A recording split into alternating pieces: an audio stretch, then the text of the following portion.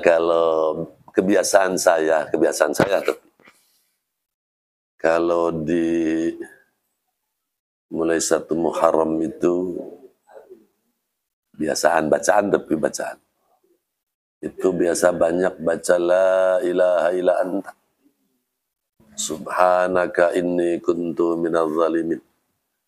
Pengakuan diri di hadapan Allah kita ini adalah orang zalim.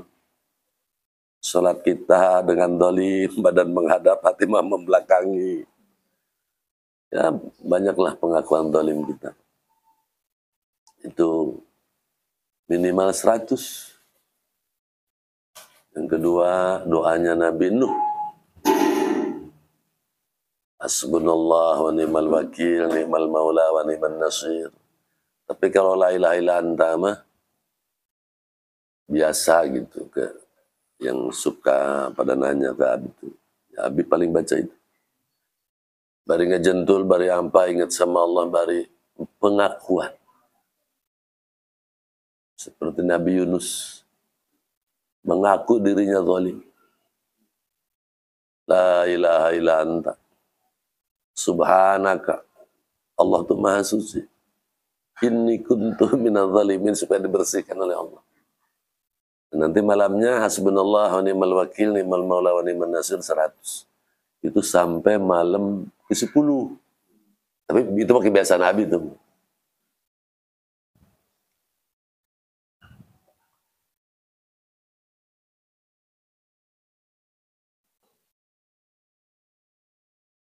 Tapi yang dicari nggak ada doa tuh. Murid-murid mencari doa Nabi Ayub.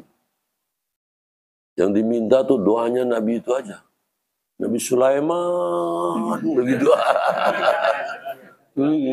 Kayaknya murid Nabi pengen jadi Nabi Sulaiman semua.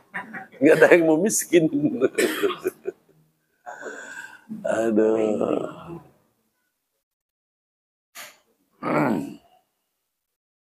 Padahal pejabat itu banyak yang miskin. Bisanya korupsi itu karena miskin.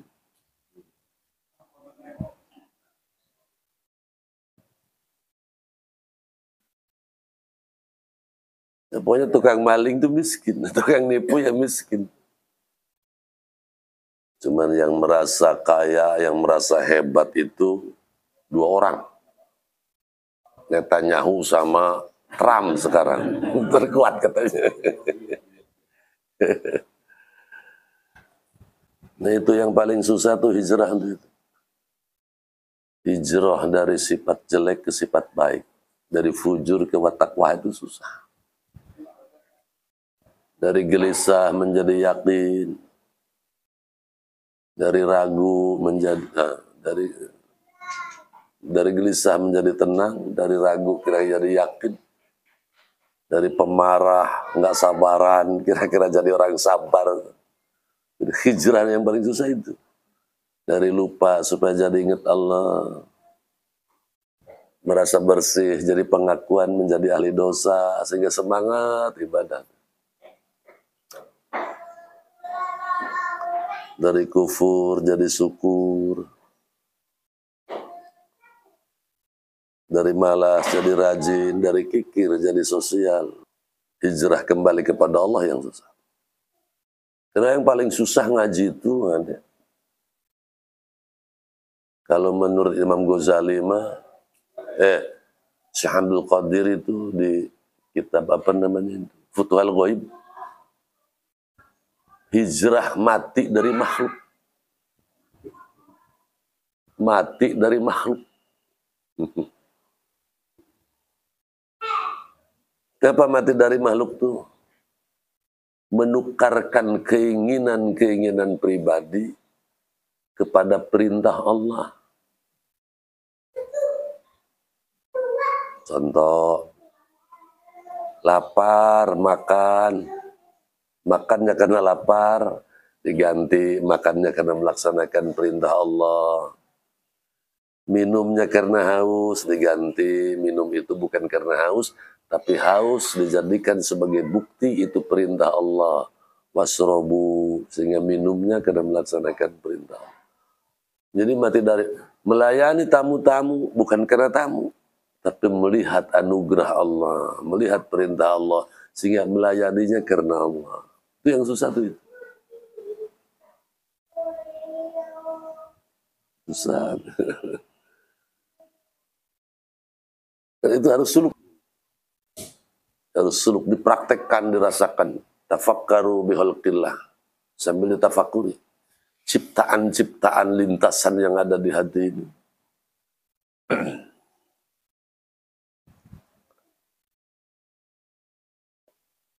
Sehingga la maujuda ilallah itu. Tidak ada perintah, keinginan apapun, semua karena Allah. Saya bisa ngaji karena pertolongan Allah. Tamu datang didatangkan oleh Allah. Melayani karena Allah, bicaranya karena Allah. Karena yang dilihat itu sudah. Termasuk mana? La ilaha illallah. Itu Haji Putu Al-Ghaib banting gitu kan. Sampai jilbab 6.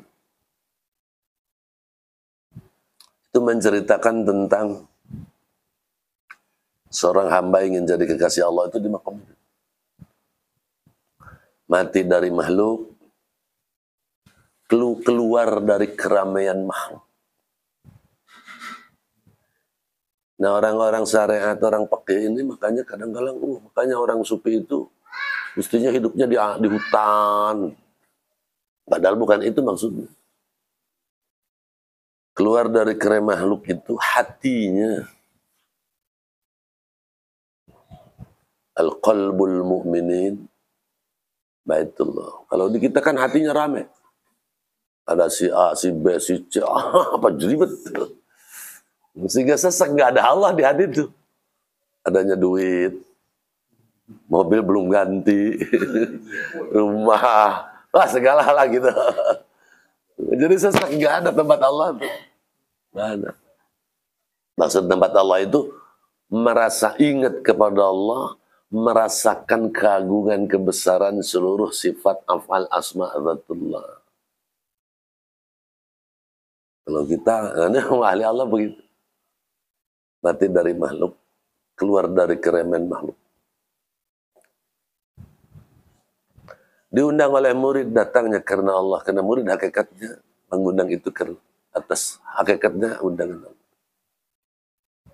Bukan karena si A-nya, tapi karena Allah. Kalau sudah begitu, itu jauh dari jengkel, jauh dari benci, jauh dari apalagi dengki. Karena semuanya melihat aturan dan ketentuan Allah.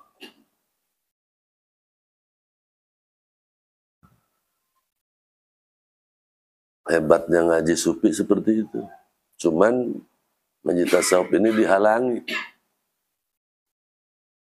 Karena dia termasuk orang golongan yang sedikit. Illalladzina amanu. Nah, ngaji sufi aja banyak yang masih gagal. Termasuk Abi aja masih belajar gitu. Masih banyak jatuh.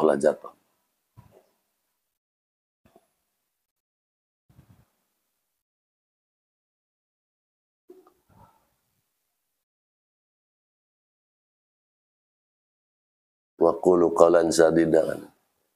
Orang-orang yang iman itu, hambaku berbicaralah engkau karena pembicaraan itu. Karena aku.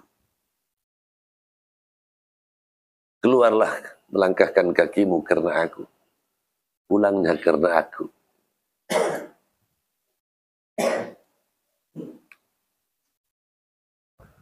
Tuh, kudu bener-bener disuluki gitu kan.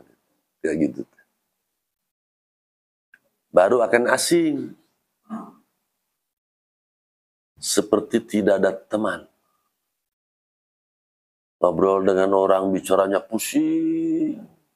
Ternyata masyarakat tuh jadi direktur semua. Pusing mikirin ekonomi. So, kita mengebayang nggak mau tidur? Ya Allah, saya ini dari bangun sekarang mau tidur lagi. Dari mulai sholat tahajud atau mungkin subuh lah. Sekarang mau tidur lagi. Selama ini ya Allah ternyata nggak ingat-ingat sama Engkau ya Allah. Atau kita nggak mau tidur tuh ngelamun. Saya kalau mati, habis mau tidur ini terus, Waalaikumsalam warahmatullah, terus mati, bisa nggak menjawab pertanyaan munkar nakir? Matinya su'ul khotimah atau husnul khotimah? Enggak. Jazakumullah.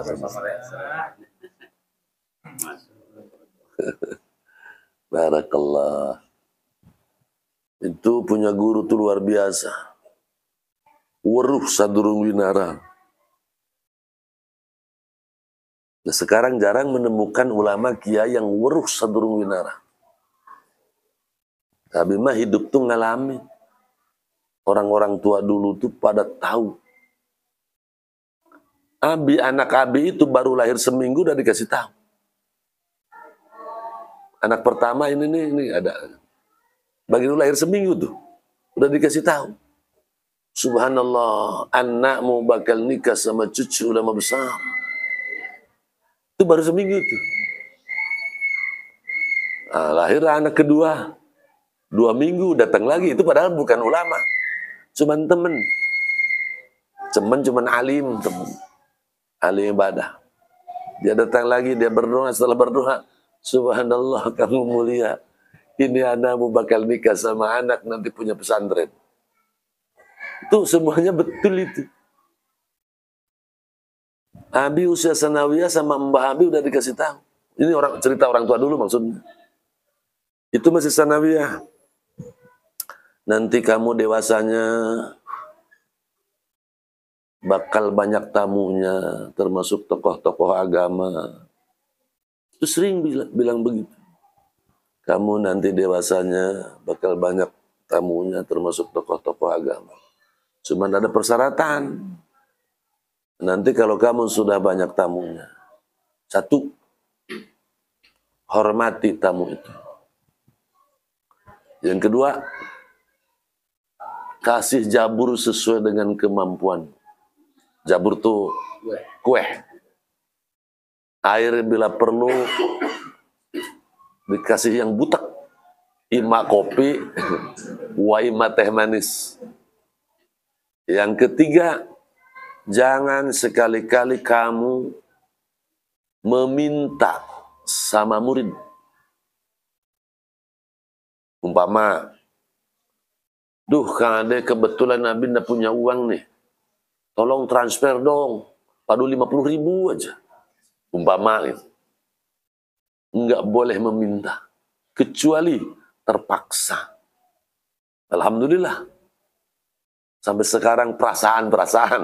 Nggak pernah meminta sama murid. Dan itu ingat. Nasihat orang. Kecuali kalau mau ke murid itu mau ngadonan ngopi. Assalamualaikum. Antum ada di rumah? Ada Habib. Terus ada kegiatan enggak? Enggak. Emang kenapa Habib mau silaturahim? Ini lagi di jalan. Oh ya udah ditunggu mau ngadon ngopi. Oh ya Habib.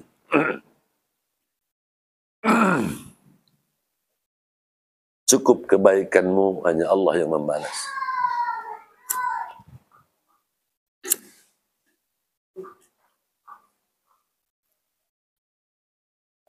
Kecuali buat haul.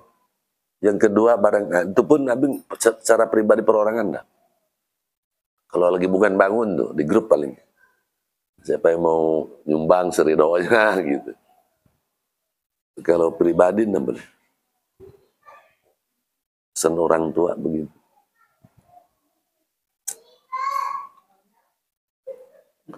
Orang-orang tua dulu tuh ajib.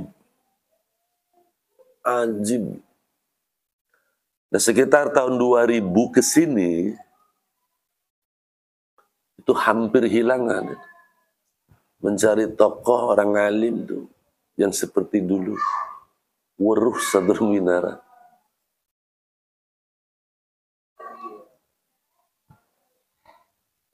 Ada mungkin karena disembunyikan gitu, pura-pura anda tahu. Nah, termasuk ngaji tarekat itu ngaji ilmu jiwa. Kalau jiwanya mantap, ilmu jiwanya itu bakal paham ke orang. Oh ini mah pemarah gede ambek. Oh ini mah ruwet. Oh ini mah sabaran. Oh ini mah gede bohong. Ah itu ketahuan.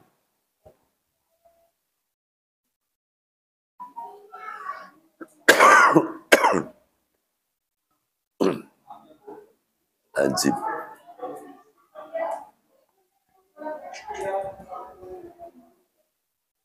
Di samping memang banyak pemahaman-pemahaman.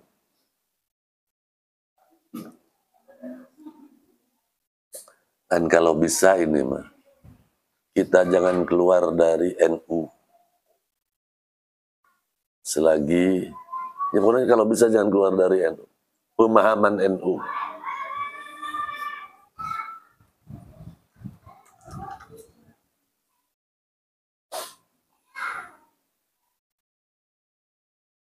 Karena orang NU itu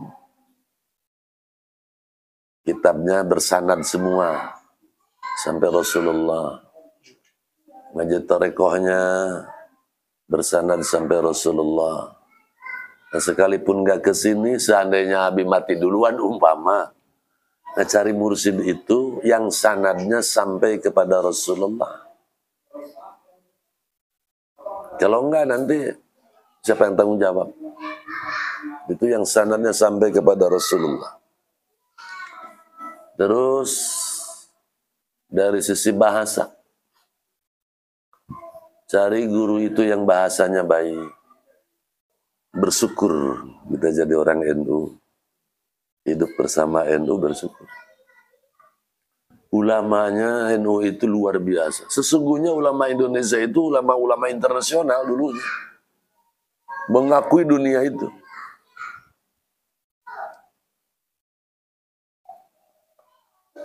Tarekohnya Syekh Abdul Ghaffar As-Sambas itu masyhur. Termasuk Syekh Abdul Karim, Syekh Tolha, Syekh Hasbullah itu ngajar di Mekah, di Madinah. Sampai Mbah Hasyim Asy'ari, muridnya Syekh Khalil aja, itu sampai punya titel Hadratus Syekh, itu ulama internasional. Muridnya Syekh Abdul Karim namanya itu Syekh Nawawi Al-Bantani. Sampai sekarang makamnya Raja Arab gak berani memindahkan sampai sekarang. Ulama internasional. Apalagi sebelum-sebelumnya. Cuman orang Indonesia mudah terpengaruh. Ke Yaman. Sekolah ke Yaman. Yaman aja udah terbagi-bagi.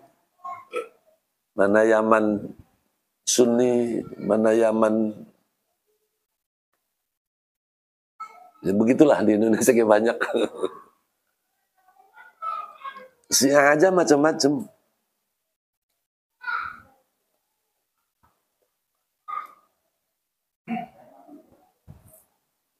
Nah, secara syariat perpecahan itu dari mulai golongan.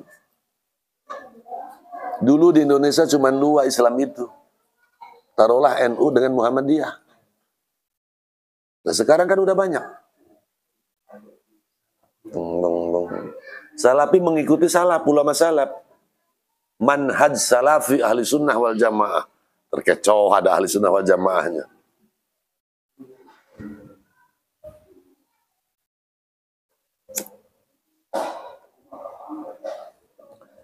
Nah dengan adanya tokoh muda itu Adi Hidayat, sehingga dengan kesadaran beliau menyatu sekarang dengan NU.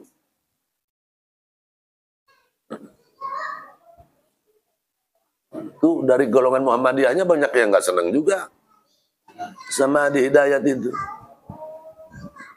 Karena membolehkan tahlil sekarang mah. Kunut.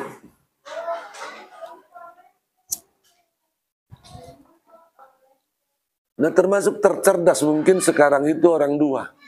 Gus Baha. Yang kedua Adi Hidayat. Anak muda itu. Nah kita alhamdulillah cerdas-cerdas.